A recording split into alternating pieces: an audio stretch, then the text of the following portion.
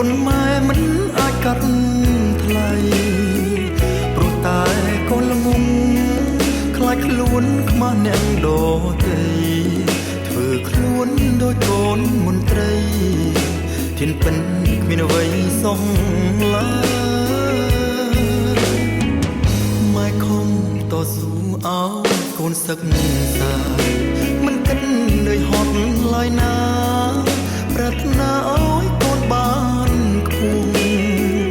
កូនចង់មានបាន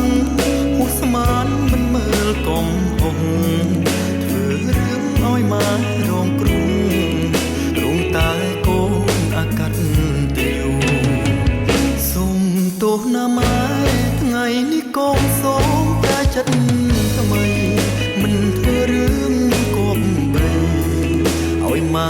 អន់ចិត្តទៀតឡើយកូនសូមសន្យាជួយម៉ែរួមសុំដល់ត្រើយឲ្យអារម្មណ៍ម៉ែបានស្បើយដោយមានកូនម្នាក់យល់ចិត្តម៉ែនឹងសប្បាយពេកកូនបានខ្ពស់បំភ្លេចរឿងកន្លងហួងជួយម៉ែមិនឲ្យនឿយណាយជួយម៉ែគ្រប់យ៉ាង